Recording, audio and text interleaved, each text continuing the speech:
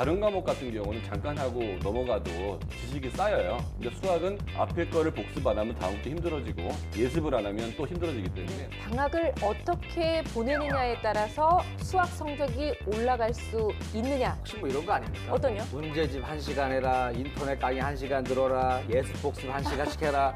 뭐 뻔데니까 형님 할 정도로 뻔한 얘기.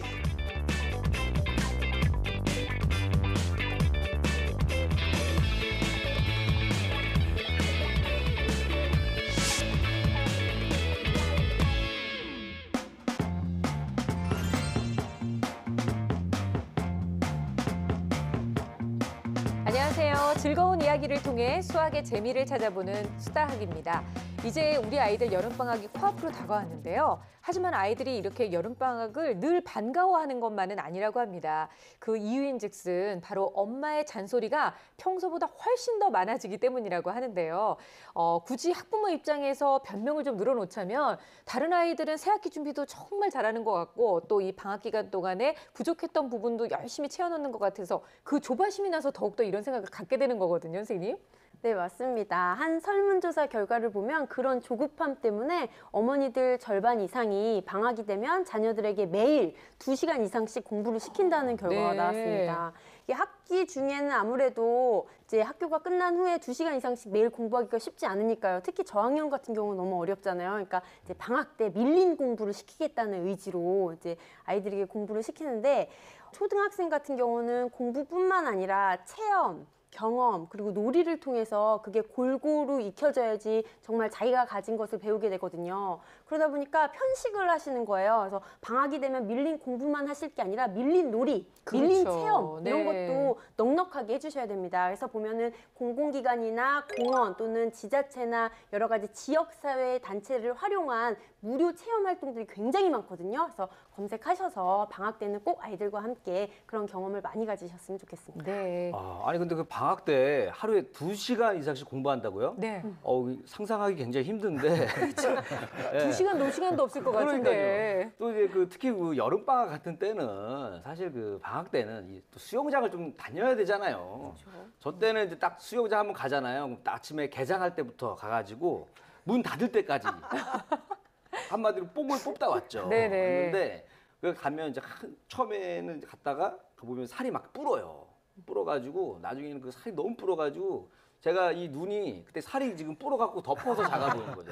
이 살이 가라앉질 않았고. 아직도 안 가라앉아가지고 적당히 다녀야 됩니다. 네, 아마 이리 씨 얘기를 듣고는 아이들은 굉장히 반겨할 것 같기는 한데요. 뭐 초등학생 그렇다 치더라도 중고등학생들 같은 경우에는 더욱더 부담감이 클 것 같아요. 네, 맞습니다. 고등학생들 같은 경우에는 밀린 공부도 해야 되지만 또 수시의 비중이 높아지다 보니까 입학사정관 제도를 준비하기 위한 활동들을 준비하느라 학생들이 어려움을 겪는데요.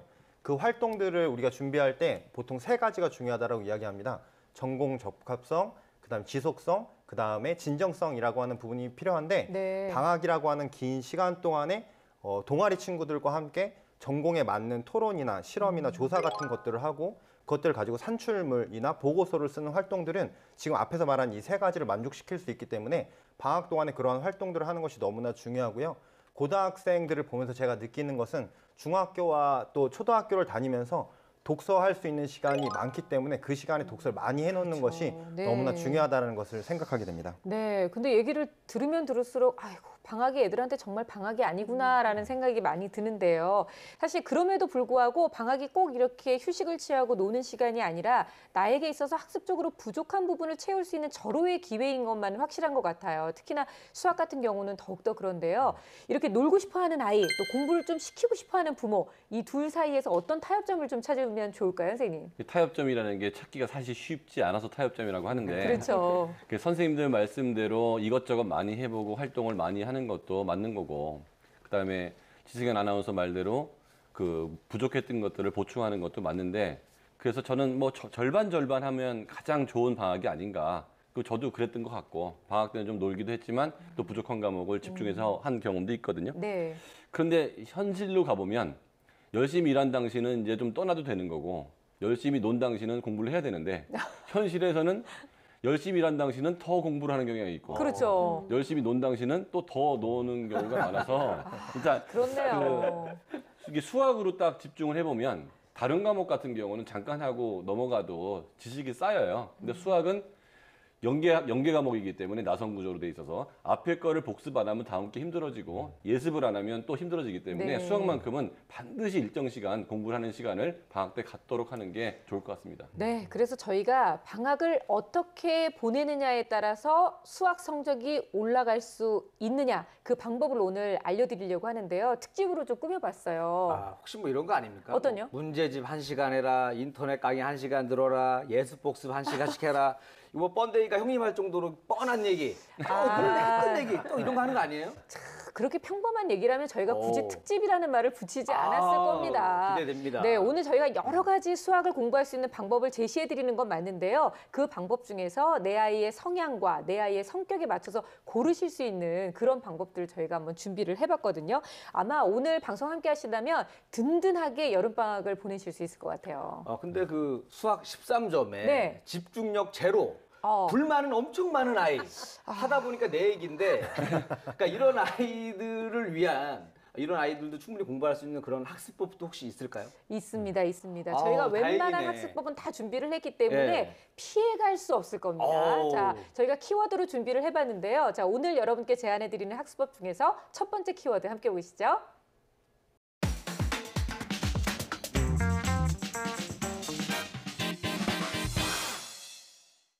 네, 첫 번째 키워드는 바로 학원입니다. 여름방학 동안 우리 아이 수학 공부를 채울 수 있는 보충 공부법으로 학원을 지금 선택을 하시는 분들이 계실 텐데요. 사실 엄마들 입장에선 가장 쉽게 떠올리고 가장 쉽게 선택할 수 있는 게 학원이 아닌가 싶어요. 이제 학원이라고 하면 이제 장점하고 단점이 다 있는데요. 이제 장점을 얘기하면 일단 진도는 나가준다는 거예요. 그러니까 내가 원하지 않더라도 가면 이만큼은 해야 되는 거죠. 그렇죠. 거기에 맞는 숙제가 나가고 아주 적극적인 학원들은 숙제를 해야 집에 보내는 경우도 있기 때문에 엄마 입장에서 보면 어느 정도 학습량은 잡히는 거고 네. 또 다른 장점 하나가 난이도별로 할 수가 있어서 내 아이가 실력이 좋으면 실력이 좋은 과정으로 안 좋은 과정으로 이렇게 할 수 있는데 요게 단점도 되는 거죠.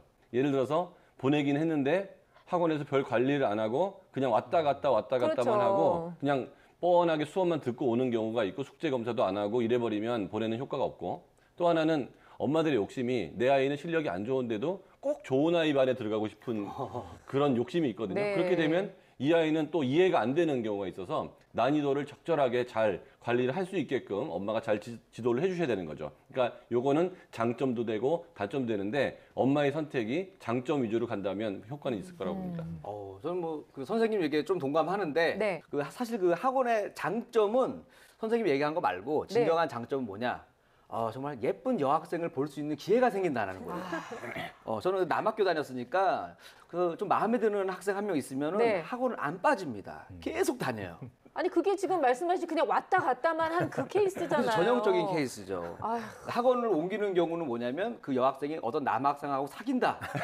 그러면 이제 학원을 옮겨요.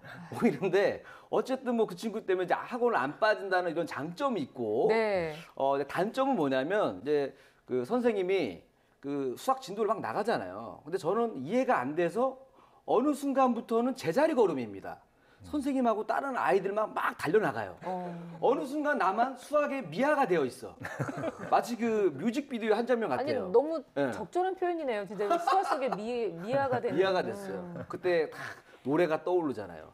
난 누군가 또 여긴 어딘가 하면 뭔가 그 낯선 세상에 와 있는 느낌이 있어요. 네네. 네. 아니 얘기를 듣고 보니까 정말 이 학원이라는 것은 맞는 아이 또 맞지 않는 아이가 있을 것 같다는 생각이 들거든요. 이번 여름 방학 동안 어떤 아이는 좀 학원에 보내도 좋고 어떤 아이는 옳지 않다. 어떻게 설명해 주실 수 있을까요? 네, 제 제자들을 봐도 학원에 갔을 때 효과가 있는 학생들과 없는 학생들이 확연히 갈리는데요. 네. 효과가 있는 학생들을 대부분 보면 경쟁 구도 안에서 시너지 효과를 내는 친구들이에요. 그리고 혼자 공부하는 것이 오랜 시간 계속될 때 어려움을 느끼지만 학원에서 자기와 비슷한 친구들과 경쟁 구도 안에 있을 때 좀 더 잘하게 되고 특히 일주일에 한 번씩 테스트를 보게 돼서 친구들과 수준이 어느 정도다라고 하는 것이 알게 되면 거기서 친구들을 이기고 싶은 마음 또 더 잘하고 싶은 마음에 네. 잘하는 친구들은 학원이 맞는 친구들이고 약간 주도 학습이 되지 않는 친구들 중에서는 학원 선생님 수업을 하시면 그 순간에는 알아듣지만 시험을 볼 때는 아무것도 모르는 친구들이 있어요. 그런 친구들 같은 경우엔 학원에 가도 효과를 느끼지 못하고 끝나고 어떻게 하면 친구들과 함께 놀까? 그다음에 PC방에 언제 네. 갈 수 있을까라고 생각하는 친구들이 많은데 아이의 성향상 인터넷 중독에 빠져 있는 친구나 자기 주도 학습이 되지 않는 친구들이 있다면 학원 선생님께 학부모님들께서 직접 이 아이의 성향이 이렇다라고 하는 정보를 말씀해 주시고 선생님과 함께 이렇게 소통하시면서 학원 그 생활을 관리해 주시는 것이 좋다라고 네. 생각합니다. 네, 제 제자 중에서도 학원에 딱 적합한 아이들이 있거든요. 네. 그래서 보면 혼자 공부하는 걸 싫어하고 누군가 지켜봐 주면서 항상 옆에 있어주길, 친구든 선생님이든 엄마든 있어주길 바라는 아이들이 있거든요. 이렇게 인정받고 싶어하고 혼자 공부하기 싫어하는 친구들은 선생님과 친구들이 있는 학원이 딱 안성맞춤이죠. 네. 그리고 또 이제 계획을 세웠는데 혼자서 실천하기가 어렵거나 게으른 어린이들. 이런 어린이들도 일단 학원에 가는 순간 그런 학원 가는 일과 자체가 공부 시간으로 정해지고 학원에 있는 시간만큼은 공부 학습하는 시간이 보장되기 때문에 이런 친구들도 학원이 적합합니다. 또는 이제 열의가 뛰어나서 혼자 공부하는데 해답지나 인터넷 강의를 보고도 혼자서 이해가 안 되는 친구들 있잖아요. 개인 선생님 같은 경우는 횟수가 제한되어 있는데 학원 같은 경우는 매일 가기 때문에 그쵸. 선생님한테 바로 물어보고 피드백을 받을 수 있어서 이런 어린이들도 좋고 이제 저 같은 이제 맞벌이 엄마 아빠를 둔 그런 자녀들도 학원이 아주 안성맞춤이죠. 대신 어머니께서는 수학 같은 경우는 매일매일 학습할 수 있는 학원을 보내주는 게 좋고 체크도 한 번씩 꼭 해주는 게 좋습니다. 네. 선생님들 얘기처럼 정말 단순히 왔다 갔다 하는 것만에 그치지 않게 하기 위해서는 학원에 보낼 때 좀 효과적인 학습법에 대해서도 제시를 해드려야 될 것 같아요. 일단 성적별로 나누는 게 제일 중요한 것 같은데요. 이제 상위권 아이들 같은 경우에는 예습 위주로 학원을 보내야 될 것 같고, 그다음에 숙제를 제대로 했는지 판단하고 그날 배운 거를 개념 복습을 확실히 하는 이런 정도의 느낌으로 보내면 좋을 것 같고요. 근데 중하위권 같은 경우에는 복습 위주로 가야 될 것 같아요. 그리고 상위권은 선생님이 의욕이 강해서 애들하고 같이 끌고 나가는 게 좋다면 네. 중하위권을 가르치는 선생님들은 좀 자상한 선생님, 그리고 차근차근 복습시키고 그다음에 너무 많은 학생들보다는 이 아이가 모르는 게 많을 거 아니에요. 모르는 거를 물어봤을 때 지도를 해줄 수 있는 복습 위주의 학원이 맞을 것 같습니다. 네. 저도 예전에 그 수학 학원 다닐 때 보면은 좀 특이한 선생님이 있었는데 그 예전에 그 우리 그 서양화 그림 그리는 그 아저씨 중에서 밥 로스라는 분이 있어요. 머리 이만하신 분. 네, 해가지고 네, 네. 뭐 페인트 엄청 어렵게 그림 그리면서 참 쉽다고. 쉽죠? 참 쉽죠? 막 하시는 분 있잖아요. 네네. 그 학원 선생님이 그걸 약간 좀 영감을 받은 것 같아요. 아. 갖고 누가 봐도 어려운 문제인데 막 이렇게 풀면서 참 쉽죠? 참 쉽죠? 하는데 전혀 이해가 안 가잖아요. 저는. 그런 학원은 제가 다니고 싶지 않겠죠? 그냥 넘겼어요. 어렵더라고. 네네. 유씨 말씀하신 대로 학원 선생님이 자기와 맞냐 안 맞냐 너무 중요한 부분 같은데요.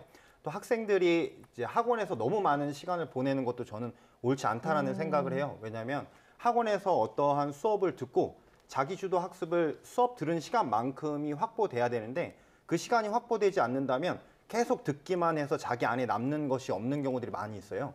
그래서 방학 동안에 중고등학생의 경우에는 일주일에 2번, 3번 이상은 하지 않았으면 좋겠다는 생각이 네. 들고요. 하지만 이제 좀 하위권 학생이라든지 초등학교 학생들 같은 경우에는 학습 양을 많지 않게 해서 일주일 내내 하는 것도 좋다라고 생각을 합니다. 그리고 하위권 학생들이 이제 방학이면 무조건 선행학습을 해야 된다라고 하는 강박이 있는데 그렇죠. 그것이 아니라 만약에 뒷부분, 후행학습 부분이 부족한 부분이 있다면 골라서 그 부분에 대한 후행학습이 이루어지는 것이 좋다라는 생각이 들고요.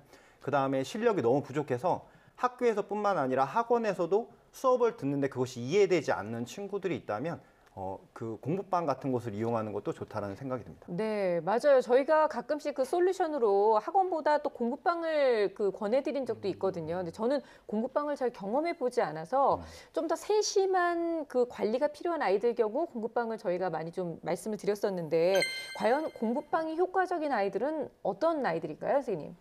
네, 공부방하고 학원하고 이렇게 비교를 하자면 학원 같은 경우는 집중적으로 학습 능력을 향상시킬 수 있도록 학습에 초점이 맞춰져 있고요. 네. 공부방은 사실 그 학습도 하지만 보육, 케어의 의미가 더 아, 큽니다. 그래서 네. 장시간 동안 아이들의 숙제 검사도 하면서 생활 습관도 기르고 간식도 주고 밥도 주는 곳도 있고요. 그러다 보니까 이제 저학년, 초등학교 저학년 같은 경우는 공부방에 주로 가고 이제 고학년이 될수록 학원으로 바꿔서 가고 있거든요. 그래서 저학년 같은 경우는 이제 말갈량이 학생이든 아니면 얌전한 학생이든 성격에 상관없이 보통 이제 공부방을 많이 활용하면 좋아요. 단 이제 누군가가 공부에 개입하거나 지켜보는 게 부담스러운 어린이라던가 성적이 매우 상위권인 어린이들, 네. 탐구 욕심이 강하고 이런 친구들을 제외하고는 대체적으로 저학년 어린이는 공부방을 활용하는 것을 권하고 있고요. 공부방을 선택할 때는 다른 것보다도 이미 그곳을 졸업했거나 다녔던 학생들의 이야기를 듣고 엄마와 함께 해서 고르는 게 참 좋습니다. 네. 일반적으로 학원은 칠판 강의를 하는 거고 공부방은 독서실처럼 자기 자리에 앉아 있다가 선생님이 부르면 선생님만 수업하고 자기 자리로 다시 가고 그 중간에 모르면 선생님한테 물어보러 오고 이런 게 이제 공부방의 개념이잖아요. 네. 그러니까 약간 내성적이거나 아니면 학원 수업처럼 일방적인 강의한테 익숙하지 않는 좀 성적이 이해가 좀 안 되는 아이들 이런 공부방에서 공부를 하게 되면 좀 시간을 길게 가져가면서 내 스타일의 공부를 할 수 있어서 도움이 될 수 있을 것 같고요.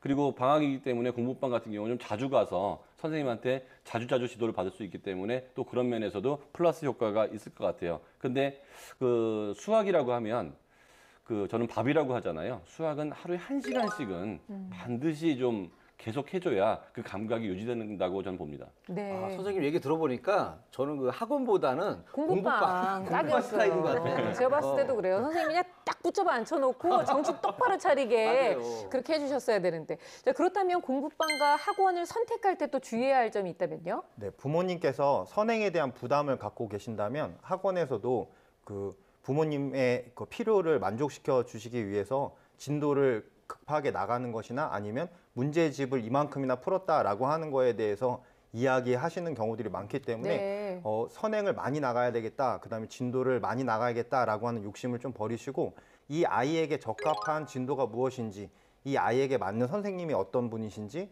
이 아이에게 맞는 학습법이 무엇인지에 대해 생각하시고 그 부분에 맞춰서 학생들이 공부할 수 있도록 유의해 주시면 좋겠다는 생각이 들고요. 또 학원이라든지 공부방이라고 하는 것을 부담스러워하는 친구들이 있고 나 학원 가지 않을래, 공부방 가지 않을래 라고 하는 아이가 있다면 야, 너 이번 방학인데 무조건 가야 돼 라고 윽박지르시는 것이 아니라 아이의 요구가 무엇인지 또 힘든 부분이 무엇인지 그다음에 이 아이에게 맞는 학습법이 무엇인지를 좀 곰곰이 생각해 보실 필요가 있다고 생각합니다. 네. 여름방학 특집으로 여름방학 동안 우리 아이의 수학 성적을 쑥쑥 올릴 수 있는 방법 함께 얘기 나누고 있는데요. 첫 번째로 학원 이야기를 나눠봤습니다. 무엇보다 아이가 여러 친구들 같이 공부하는 것을 좋아하거나 아니면 혼자서 계획을 해서 그 공부를 실천하는 게 좀 어려운 아이 같은 경우에는 학원을 보내는 것이 좋고요. 복습이 좀 절실한 아이는 공부방, 우리 이리 씨 같은 학생은 공부방이 훨씬 더 좋다는 걸 다시 한번 짚어드리도록 하겠습니다. 자, 여름방학 특집 어떻게 하면 여름방학 동안 수학 성적을 쑥쑥 올릴 수 있는지 두 번째 키워드 함께 보도록 할게요.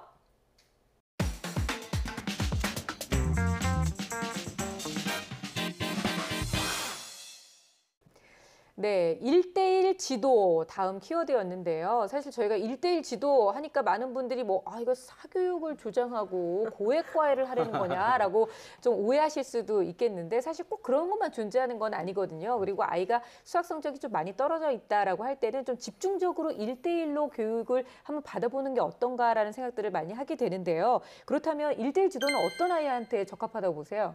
이런 아이들한테 필요할 것 같아요. 어떤요? 누가 말을 시키지 않으면은 딴 생각을 하는 나 같은 아이한테 필요하다. 네. 자꾸 말을 시키고 물어보고 해야지 집중을 하거든요. 뭔가 집중을 하게끔 만들어주는 존재가 필요한 아이. 제가 이 수학을 하면서도 이 선생님들 얘기가 길어지잖아요. 네. 그럼 딴 생각을 해요. 그러니까 집중을 자꾸 할 수 있게끔 계속 물어봐줘야 돼 나한테. 그렇죠, 맞아요. 이런 아이들한테 필요하다는 얘기예요. 근데 실제로 저런 이리 씨 같은 아이들이 네. 그렇게 효과를 많이 본 경우도 그쵸? 있었거든요. 나를 생각해보니까 1대1 과외 스타일인 것 같아요. 그러니까요. 제 제자 중에 이런 친구가 있었거든요. 전 과목 잘하고 수학도 굉장히 잘했어요. 그런데 도형 감각, 그 공간 감각 부분만 좀 떨어지는 거예요. 그래서 보면은 여기서 교실 이쪽에서 저쪽까지 벽돌을 가지고 길게 연결하면 몇 개 정도면 될까? 그럼 애들이 보통 7개요, 8개요, 9개요. 그런데 걔 혼자서 50개요. 이런 식으로 그러니까 감각이 좀 떨어지는 거죠. 많이 떨어지는데요, 예. 네. 그래서 왜 그러지? 왜 그 부분만 그러지? 했더니 이제 어머니께서 이제 맞벌이셨는데 할머니, 할아버지께서 귀하게 3대 독자라고 귀하게 기르셔서 흙만 먼저 또 애비 과자 상자를 뜯으려도 일로 와, 내가 뜯어줄게 해갖고 이런 조작이나 이런 활동들이 원천 봉쇄가 된 거예요. 그래서 이렇게 공부는 종이를 통해서만 했지 뭐 이렇게 조작이나 활동을 통해서는 위험했기 때문에 하지 못해서 이 아이가 그 부분만 길러지지 못했던 거죠. 그래서 그런 친구는 1대1 개인 지도를 통해서 그 도형감과 공간 부분만 특별하게 보완을 해서 굉장히 효과를 많이 봤거든요. 네. 이런 식으로 1대1 개인 지도는 그 부분이 특히 후행이 필요하거나 보완이 필요한 친구들에게 효과적입니다. 또는 분위기에 휩쓸려서 이렇게 좀 막 애들이 있으면 막 이렇게 영웅심에 나서는 친구들이나 산만한 친구들 있죠. 그런 친구들도 개인 지도가 아주 좋습니다. 네. 또 학생들을 보면 학원에서 수업을 듣는데 학원 설명 자체가 이해가 안 되는 친구들이 있어요. 근데 그냥 고개만 끄덕이면서 맞지? 그러면 네라고 네. 이해됐지. 아, 이해가 이러면서 되어야만 해. 뭔가, 네, 그렇게 앉아 있다가 결국 이해가 되지 못하고 집에 와서 깝깝해하는 안타깝죠. 친구들이 있어요. 그런 친구들 같은 경우에는 1대1 학습이 필요하다라는 생각이 들고요. 그리고 인터넷 방송 같은 것들을 봐도 이해가 잘 안 되는 친구들이 있어요. 그리고 유난히 질문이 많은 친구들이 있는데 친구들과 같이 수업을 하다 보면 질문을 하지 못해서 그 흐름을 잡지 못하는 친구들이 있는데 그런 친구들은 사고 패턴이 조금 다를 뿐이에요. 그래서 질문을 하고 문답을 하다 보면 다른 아이들보다도 더 잘 이해하는 경우가 있기 때문에 이런 친구들 같은 경우에는 1대1 학습이 더 좋다라고 생각합니다. 네. 사실 개인 지도의 핵심이라고 한다면 뭐 다른 게 있겠어요? 내 아이에게 맞는 선생님을 찾는 거잖아요. 그렇다면 그렇게 내 아이한테 맞는 선생님을 찾는 좋은 방법은 어떤 게 있을까요, 선생님? 보통 초등학생들은요, 이렇게 쾌활하고 다정하고 친절한 선생님을 다 좋아해요. 그래서 보통 이렇게 아이들이 뭘 하는 거에 대해서 상당히 칭찬을 많이 해주면서 잘 이끌어주고, 그리고 아이가 무심코 말한 말이나 특징 같은 걸 잘 기억했다가 너 저때 그랬지? 그걸 기억을 해주면 이렇게 마음이 확 열리면서 와 하면 열면서 너무너무 선생님을 좋아해요. 그래서 그런 선생님과 함께 하는 게 좋고, 초등학교 때 다루는 이렇게 수학도 그렇고 다른 과목을 보면은 다루는 개념이나 원리의 양이 많지가 않거든요. 그래서 이런 것들을 알기 쉽게 설명을 해주고 일상적인 예를 다양하게 제시해 줄 수 있는 그런 선생님들이 좋아요. 그리고 초등학생은 일단 선생님과 마음이 통하고 좋아하면 굉장히 열혈적으로 열심히 학습을 하거든요. 그래서 저는 선생님과 함께 하시기 전에 한 30분 정도 시간을 해서 정말 아이와 잘 맞는지 그렇죠. 정도를 네. 살펴보는 게 굉장히 좋을 것 같습니다. 그리고 이제 실력이 뛰어난 아이 같은 경우는 선생님께서 지도할 때 문제 해결력이나 이해력에 대한 칭찬을 꾸준히 해주면서 도전할 거리를 계속적으로 준비해와서 제공해주는 선생님이 좋고요. 실력이 조금 부족한 친구들은 이제 틀렸을 경우 부끄러워하지 않고 괜찮다고 이제 배려를 해주시면서 쉬운 문제, 도전할 만한 문제를 한 80~90%를 계속 제공해주는 그런 선생님이 좋습니다. 네. 특히 이제 또 선생님 얘기도 제가 좀 이해가 많이 됐는데 근데 정말 특이하게 산만한 아이들이 있어요. 있죠. 선생님들도 어떻게 하지 못하는. 너무 산만한 거. 이거 웬만한 선생님이 감당이 안 되는 네. 그런 산만함을 갖고 있는 저 같은 아이한테는 어떤 선생님이 좋냐면 그 학생보다도 더 산만한 선생님이 도움이 생각해 보니까 선생님이 막 수학 얘기 조금 하다가 내가 요즘에 대학교 다니는데 대학생활 얘기하고 여자친구 얘기하고 갑자기 정치, 경제, 사회, 문화 얘기를 막 해요. 그러면 다 공감대가 없는 얘기잖아요. 네. 그러다가 나랑 조금 공감 있는 수학 얘기 잠깐 나오면 집중하는 거예요. 그래서 더 산만한 선생님이 올 효과가 있지 않을까. 요건 살짝 도 아니면 뭐가 될 수도 있는 네. 독이 될 수도 있을 것 같아요. 네, 뭐 그거는 애도 행복하고 그 선생님도 행복한데 돈 내는 엄마가 문제가 생길 것 같아요. 그렇네요, 선생님. 네. 진도가 너무 안 나가니까. 그래서 이제 중학생 정도 되면은 그 1대1 지도를 많이 받아본 애들은 있잖아요. 선생님을 다루는 법을 알아요. 이게 애들도 이제 이 선생님 스타일은 이렇게 하면 대충 넘어가고 숙제 검사 넘어갈 수 있고 그러니까 선생님 이기려고 하거든요. 그래서 선생님이 더 경험이 많아서 네가 이렇게 하려는 것까지 알아서 좀 잘 적응할 수 있는 경험 많은 선생님이 중요한 것 같고요. 네. 또 주의할 점은 뭐냐면 선생님이 수학을 잘한다고 잘 가르치는 건 아니에요. 그러니까 내가 실력이 좋은 것과 전달력이 좋은 것은 또 별개의 문제이기 때문에 선생님 입장에서 보면 아이를 잘 파악하고 아이가 뭘 강하고 약한지를 잘 알아서 소기의 목적을 달성하는 게 중요한 것 같아요. 네. 1대1 통해서 습관이 잡히는 게 목적이면 습관을 잡히는 거고 1대1 통해서 이 아이가 성적이 올라가는 거면 성적이 올라가는 그 소기의 목적을 정확히 달성할 수 있는 그런 선생님이 좋은 선생님이라고 보입니다. 네. 근데 보통 우리가 1대1로 그 개인 수업을 한다고 하면 수업 공부량, 학습량, 그리고 또 시간 어느 정도로 잡는 게 맞는 걸까요? 제가 이제 추천해드리는 방법은 아까 전에 학원 시간과 비슷한데요. 일주일에 2번에 3번 정도가 적합하다라는 생각이 들어요. 왜냐하면 수학 공부 이꼴 학원이나 과외가 아니기 때문에 네. 수학 공부라고 하는 전체적인 흐름으로 봤을 때 배우는 시간과 익히는 시간이 좀 분리가 돼야지 될 텐데요.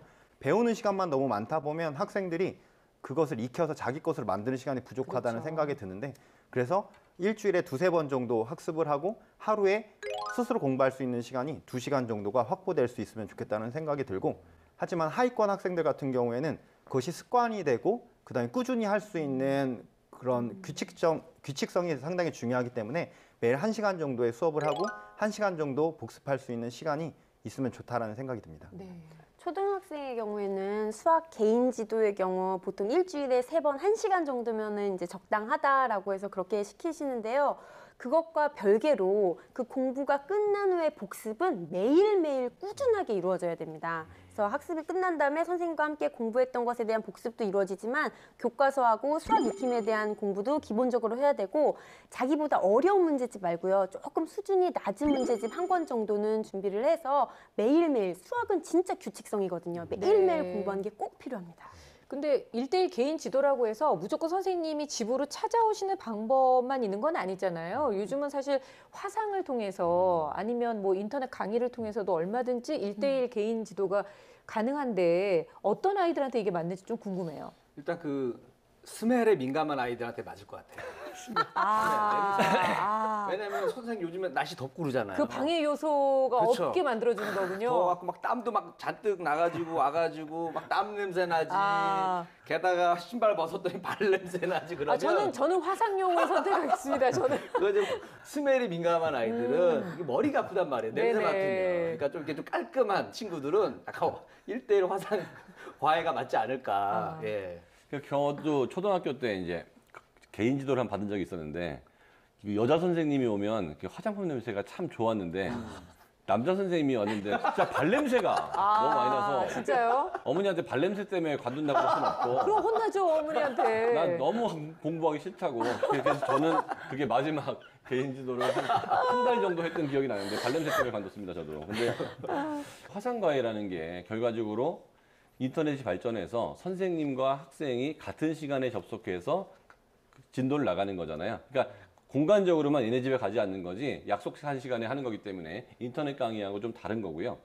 그래서 이런 경우에는 이 아이가 질문하는 거를 선생님이 대답해 줄 수가 있고 그래서 좀 맞춤식으로 할 수 네. 있고 약간 저렴한 면이 있고요. 그런데 이런 화상 과외라 하더라도 실제로 둘이 만났을 때는 선생님이 아주 따끔하게 귀도 잡아 당길 수 있고 야 임마 이럴 수도 있고 하는데 이 경우에는 인터넷이라는 특성 때문에 그렇게까지 안 되기 때문에 학생이 어느 정도 의욕을 보여야 될 필요가 있고요. 그 엄마가 좀 지금부터 선생님 오실 시간이다 하고 똑같이 선생님이 텔레비에 나올 시간이다, 인터넷 나올 시간이다, 그렇죠. 빨리 들어가라. 어. 그래서 선생님을 사실 엄마도 만날 수가 있거든요. 그래서 중간에는 아니 수업 끝나고 나서 엄마하고도 관리가 어느 정도 된다면 네. 이런 아이들은 그 1대1 화상과외도 굉장히 효과가 좋을 것 같습니다. 네. 그러니까 유난히 또 여러 명이 모이면 이렇게 집중을 잘 못하고 산만해지는 아이들이 있잖아요. 그런 아이들의 경우 그리고 또 특별히 특정 단원에 많이 약해서 이 부분만 좀 집중적인 공부가 필요한 아이라면 이렇게 1대1 지도를 통해서 이번 여름에 수학 성적을 올리는 방법도 고려해 보시면 좋을 것 같습니다. 자, 저희가 여름방학 특집으로 여름방학 동안 수학 성적을 쑥쑥 올릴 수 있는 방법 함께 얘기 나누고 있는데요. 다음 키워드 함께 볼게요.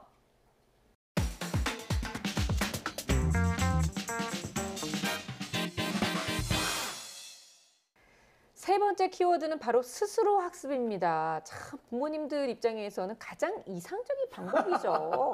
꿈 같은 방법이기도 하고요. 돈도 안 들고. 아, 그럼요. 내 아이가 이 정도를 스스로 할 수 있다. 이러면 정말 더욱더 바랄 게 없는 것 같은데 진짜로 이 스스로 학습을 할 수 있는 아이가 있긴 있는 건가요, 선생님?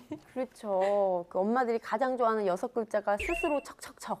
그래서 굉장히 말하는데요. 네. 보통 이제 기본 학습 능력이나 개념이 잘 잡힌 친구들, 그러니까 성적이 상위권인 친구들은 믿을만 하죠. 근데 무조건 성적이 상위권이라고 해서 스스로 학습을 잘할 거다라고 맡겨둘 수는 없고요.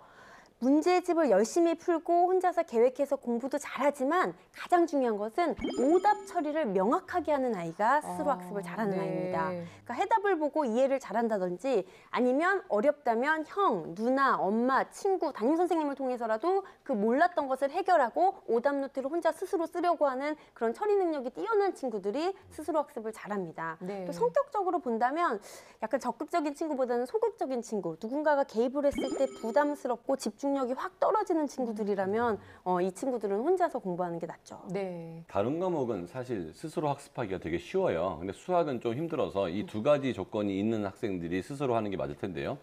일단 지금까지 개념 정리가 잘 돼 있어야 돼요. 네. 다른 과목 같은 경우는 지금부터라도 잘하면 되는데 수학은 앞에 부분에 개념 정리가 안 돼 그렇죠. 있으면 지금부터 잘하는 게 힘들어서 스스로 하기가 힘들거든요. 질문이 많아진다는 거죠. 또 하나는 그 목표를 정하고 점검하는 게 익숙한 학생들이 이제 스스로 학습에 맞는 거죠. 제 중고등학교 때 딱 저 같은 모습이라고 보면 될 것 같은데 네. 목표를 정하면 반드시 달성했기 때문에 그걸 위해서 네. 오늘 몇 시간 하기로 했고 몇 문제 풀기로 했으면 그 어떤 일이 있어도 그걸 하고 나서 딴 일을 한다는 거예요. 이 두 가지가 잡혀 있는 즉 상위권 아이들이면서도 네. 자기 점검 능력이 있는 아이들은 스스로 학습이 딱 맞습니다. 근데 뭐 공부 잘하는 아이들만 네. 이 스스로 학습을 할 수 있는 건 아니라고 생각합니다. 아, 그래요? 왜냐하면 저도 스스로 학습을 했어요. 공부를 잘 못했지만. 아니, 그래도 결과가. 그렇지, 결과가 안 좋아서 그렇지. 결과가 안 좋아서 그렇지 스스로 할 수는 있긴 있다. 단지 이제 좀 누가 그쵸. 좀 야 너 뭐 공부해라, 뭐 했으면 좋겠다. 이렇게 좀 코치해주는 사람은 한 명 있었으면 참 좋겠다라는 생각은 들었어요. 네, 뭔가 가이드라인을 확실하게 정해준다면 혼자 가는 길이 그렇게 외롭지만은 않잖아요. 이번 여름방학 때 수학 공부에 있어서만큼은 정말 스스로 공부할 수 있는 이런 방법을 좀 깨우치면 좋겠는데 그러기 위해서는 어떤 것부터 진짜 시작하면 좋을지 궁금해요, 선생님. 그냥 긴 시간을 이제 구성하고 효율적으로 공부하기 위해서 계획을 꼼꼼하게 세우는 게 이제 첫걸음일 텐데요. 네. 이제 크게 혼자 공부하는 학습이라고 하면 문제집 푸는 거, 오답 정리, 인터넷 강의 듣는 거 이런 것들을 말하잖아요. 네. 근데 포인트는 자기 능력에 맞는 거를 선택하는 것. 그리고 계획을 잘 세우고 그거를 점검하겠다는 그런 각오. 이런 게 이제 자기도 학습의 시작이라고 볼 수 있겠습니다. 네. 혼자 공부하는 학생인데 선행을 하는 경우라면 글줄로 잘 설명되어 있는 개념서를 가지고 공부를 한다든지 인터넷을 통해서 이제 강의를 들으면서 공부를 하게 될 텐데요.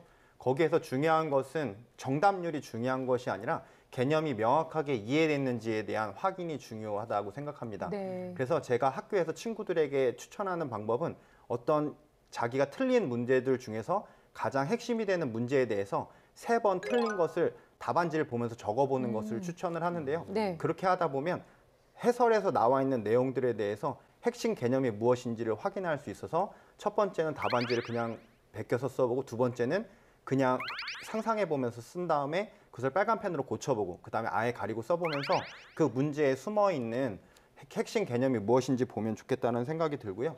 그 다음에 후행학습을 만약에 하게 된다면 추천하는 방법은 처음부터 끝까지를 전부 다 후행학습을 다 보는 것이 아니라 자기가 부족한 부분이 무엇인지를 보고 공부하는 것이 너무나 중요한데 특히 고3 학생들 같은 경우에는 이때까지 배운 것이 너무나 많은데 처음부터 끝까지를 다 복습하는 것이 가장 비효율적인 방법이고 자기에게 부족한 부분이 무엇인지를 찾아서 네. 하는 것이 자기주도 학습, 스스로 공부하는 것의 가장 큰 장점이라고 생각합니다.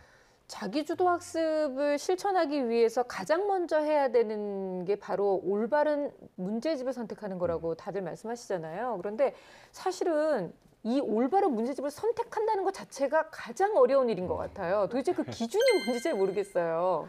네, 기준은 성적이겠죠. 아무래도 상위권인 친구들은 문제집을 고를 때 개념 설명은 거의 없고 이제 서술형 문제나 심화형 문제, 응용 문제, 창의력 문제, 스팀형 문제 같이 조금은 도전할 만한 것들이 있는 그런 문제집을 선택하는 게 좋고요. 중위권 학생들은 무조건 문제량이 아주 많고 네. 그 유형이 조금 이게 이렇게 명확하게 되어서 그 유형별로 많은 문제들을 접할 수 있고 해설이 친절한 문제집을 고르는 게 좋습니다. 그리고 하위권 학생들은 문제집보다는 약간 자습서의 형태처럼 개념에 대한 설명이 많고 읽을 거리도 많고 이제 문제량은 적어서 기본 문제 정도만 자신감 있게 풀 수 있을 정도의 그런 이제 교재를 선택하는 게 좋죠. 네.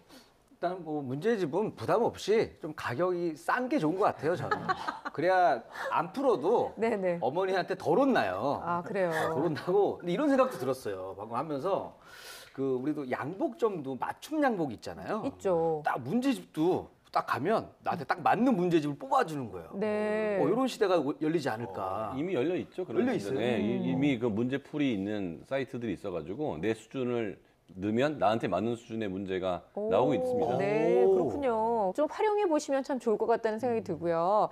이번에는 중고등학생들의 경우에는 어떻게 하면 좋을까요? 중고등학생들 같은 경우에는 항상 이야기하지만 수학에서 가장 중요한 거는 개념이기 때문에 자기 수준에 맞는 개념을 잘 설명한 문제집을 고르는 것이 너무나 중요합니다. 네. 그래서 특히 하위권 친구들이라면 개념 설명이 되어 있고 그것에 대한 연습 문제들이 너무 어렵지 않은 것들을 선택하는 것이 좋겠고, 그다음에 그것을 이제 꾸준히 연습할 수 있는 문제은행식의 문제를 푸는 것이 좋겠고, 중상위권 친구들 같은 경우에는 개념 문제를 풀고 문제은행식 문제를 풀고 그 다음에 이제 응용 문제를 푸는 것인데요. 여기서 주의해야 될 것은 학생들이 이제 개념 문제를 풀고 문제은행식의 문제를 풀지 않고 바로 응용 문제로 넘어가는 경우들이 있어요. 그렇게 되면 문제 유형을 잘 이제 파악하지 않은 상태에서 넘어가기 때문에 상당히 위험하고, 네. 그리고 특히 수능 기출 문제를 바로 풀면서 그걸 풀면서 희열을 느끼는 친구들이 있는데 최상위권 친구들이나 아니면은 그 도전을 좋아하는 친구들에게는 이제 좋은 효과를 낼 수도 있겠지만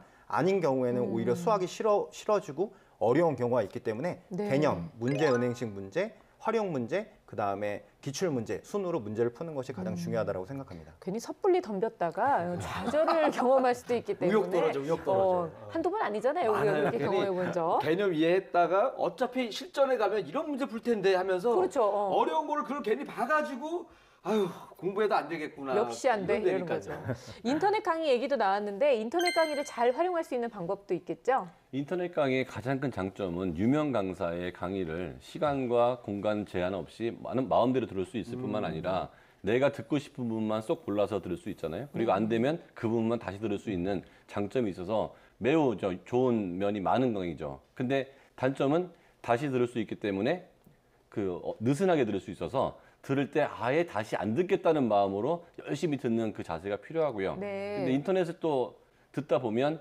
거기에 그 강의 말고도 굉장히 많은 맛있는 것들이 있잖아요. 웹툰도 있고 게임도 있고. 그런데 빠지지 않을 의지는 맞아요. 갖고 있어야 될 것 같고요. 그다음에 제일 안 좋은 거는 멍 하고 이제 강의를 감상하는 거죠. 그렇게 되면 이런 애들한테는 이제 어느 강사의 강의가 좋냐고 물어보면 아주 설명을 잘합니다. 어느 강사의 특징은 어떻고. 근데 지가 배운 적은 없는 거예요. 그쵸. 그러니까 멍 하고 강사만 보고 있는데 이런 경우에는 이제 강의를 들을 때도 열심히 필기를 하고 끝나고 나면 오답 노트도 적는 것처럼 오프라인에서 강의를 듣는 것과 거의 같은 행동을 해주면 많이 보완이 될 수가 있고, 그다음에 모르는 게 있을 때 질문 게시판이라는 게 요새 잘 돼 있어가지고요. 거기다 질문을 하면 나름 상세하게 대답을 해주기 때문에 좀 일방향인 방송이긴 하지만 쌍방향으로 내가 노력하는 거에 의해서 얻어갈 수 있는 것도 많이 있습니다. 네. 맞춤 강의 같은 경우에는 어떻게 찾는 게 좋아요, 선생님? 초등학생 같은 경우는요, 개념을 설명할 때 그 학년 수준에 맞게 네. 손쉽게 설명하고 얘도 그 아이들의 수준에 맞게 쉽게 설명해주는 그런 강의가 좋고요. 그리고 문제도 보면은 그 교재에 따라서 또는 선생님의 취향에 따라서 일정한 문제 유형에 많이 편중이 돼서 이루어지는 강의들도 많거든요. 그래서 그 문제 유형들이 다양하게 접해지는 그런 강의를 선택하는 게 좋습니다. 그리고 아이들이 문제를 풀다가 이미 강의는 찍어서 나왔는데 내가 틀린 문제는 없거든요, 그 강의에. 그럴 경우 Q&A 게시판에 올리면 되게 열정적인 선생님들은 다 답변을 달아주시고 때로는 영상을 자기 혼자 찍으셔서 올려주시는 선생님들도 네. 계세요. 그래서 그렇게 피드백이 되는 그런 강의들이 좋습니다. 그래서 이런 강의들을 선택할 때는 리뷰 있잖아요. 그 리뷰를 많이 보시고 또 맛보기라고 해서 인터넷 강의는 한 강의씩 이제 무료로 이렇게 쉽게 로그인하지 않아도 볼 수 있어요. 그래서 그런 강의를 보면서 자신에게 맞는 그런 인강을 잘 선택하면 좋죠. 네. 요즘 중고등학생들 같은 경우에는 인강을 워낙 많이 보기 때문에 인강 시스템이 잘 되어 있는데요. 이제 사이트에 들어가 보면 상, 중, 하로 똑같은 단원에 대한 다른 강의들이 열려 있어요. 오. 그렇기 때문에 자기의 수준이 어느 정도인지, 자기의 개념이 필요한지, 문제풀이가 필요한지, 그렇죠. 네. 아니면 기출 문제 중심으로 가야 되는지를 선택할 수 있고요. 지금 선생님 말씀하신 대로 이제 맛보기 강의가 있기 때문에 자기 스타일에 맞는, 아까 전에 말씀하셨듯이 이리 씨 같은 경우는 예쁜 선생님이 나오면 아, 열심히 그렇죠. 보게 되거든요. 예쁜 여자 선생님이 네네. 나오는. 엄청 네. 집중하죠. 네, 그런 식으로 자기에게 맞는 이제 강의를 선택해서 듣는 것이 너무나 중요하겠고요. 근데 유의할 것 하나를 말씀드리면, 이제 인터넷 강의를 이제 고르는데 치열한 경쟁이 있다 보니까 선생님들께서 정말 신기한 풀이 방법, 이렇게 풀면 되게 쉽다라고 네. 하는 식으로 설명을 해주시는 선생님이 계세요. 근데 저도 그게 혹해서 그걸 보다 보면 이게 정말 좋은 기술이긴 하지만 기본 개념을 알지 못한 상태에서 이 기술을 익히게 된다면 오히려 나중에는 그것이 개념을 익히지 않고 이제 문제를 푸는 경우가 나오기 때문에 별로 좋지 않다는 생각이 그렇군요. 들기 때문에 개념과 그다음에 기본에 충실한 선생님을 선택하는 것이 중요한 부분이라고 생각합니다. 네. 저희가 오늘 이렇게 얘기 나누고 있는 자기주도 학습 능력을 가지고 있는 아이, 이런 아이로 키우기 위해서는 사실 아이한테는 다 믿고 맡기는 게 아니라 엄마의 역할, 학부모의 역할이 참 중요할 것 같아요. 그렇죠. 사실 뭐 학원이든 개인 지도든 전부 다 바라는 게 아이가 자기주도적으로 그럼요. 학습 습관을 제대로 잡기 위한 목적이잖아요. 그러기 위해서는 이제 어머니께서는 카더라 통신을 너무 신봉하지 마시고, 또는 지속적인 잔소리와 무리하게 과도한 학습량을 제한한다더니 어머니께서 직접 계속 지도를 하시겠다고 아이에게 이제 개입을 할 경우, 받아들이는 아이는 괜찮지만 그거에 대해서 일단 아이가 좀 거부감을 보이면은 이렇게 자제를 하시는 게 좋아요. 그래서 아이에게 주로 이제 관리를 하면서 체크 위주로 하고 아이가 잘 자라날 수 있도록 그렇게 지도해 주시는 게 좋고, 무엇보다 제가 봤을 때 초등학생에게 가장 좋은 엄마의 역할은 칭찬입니다. 네. 막 이렇게 숫자를 휘갈겨 쓰면은 왜 이렇게 써가 아니라, 어머 그 와중에 7자를 너무 잘 썼다. 어머 7 정말 잘 썼네 네. 하고 칭찬거리를 찾아서 늘 격려해 주시면 아이가 바뀝니다. 저도 이제 제가 학교에서 학생들에게 쓰는 방법을 좀 설명해 드리고 싶은데요. 네. 학교에서 쓰는 방법 중에서 수학에서 가장 중요하다고 생각하는 것이 일단 질문에 대한 해소와 그다음에 수학 실력을 늘릴 수 있는 이제 일정한 시간이라고 하는 것이 확보되는 것이 너무나 중요해서 제가 쓰는 방법이 이제 일십백천이라고 하는 방법입니다. 오. 이것이 어떤 것이냐면 네. 1. 하루에 한 문제 이상 질문하고 10. 10문제 이상 풀고 네. 100분 이상 공부하면 수학 천재가 된다라고 하는 우와. 네. 초등학교 학생들 같은 경우에는 네. 100분 이상 공부하는 게 좀 어려울 수도 있지만, 그러면 이제 초등학생은 50분 정도 공부하면 될 텐데, 중고등학교 학생들은 100분 정도를 꾸준히, 그리고 10문제 이상을 꾸준히, 그다음에 하루에 한 문제 정도 자기가 어려운 것들에 대해서 질문하게 되면 그것이 쌓이고 쌓여서 결국에는 여러분들이 수학을 잘하는 이제 학생들이 될 수 있을 것 같습니다. 일십백천. 너무 괜찮은 것 같아요. 그다음에 만까지 가야죠. 만. 만. 선생님도 만만해 보인다. 네,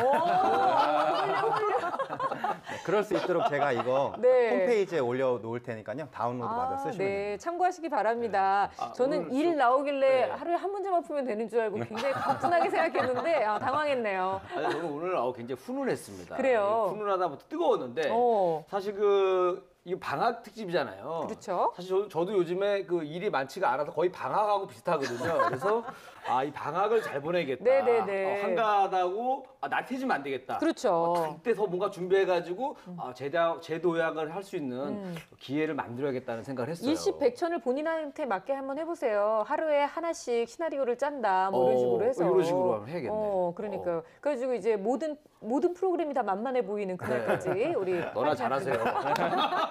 아니 누나한테. 네, 오늘 저희가 여름방학 특집으로 내 아이에게 딱 맞는 맞춤 수학 학습법 전해드렸습니다. 사실 여름방학이 다가오면서 우리 아이 새학기 대비는 어떻게 해야 할지, 또 부족했던 수학 공부는 어떻게 채워야 할지 고민이 많이 계셨을 텐데요. 그런 고민을 좀 시원하게 해소할 수 있는 그런 시간이 아니었나라는 생각이 듭니다. 꼭 그런 시간이었기를 기대해 보겠습니다. 자, 다음 시간에는 저희 변함없이 수학 고민을 들고 찾아올 텐데요. 여러분께서도 수학 고민이 있으시거나 수학적 궁금증 있으신 분들은 저희 홈페이지를 통해서 여러분들의 사연 많이 남겨주시기 바랍니다. 저희는 다음 시간에 다시 찾아올게요. 감사합니다.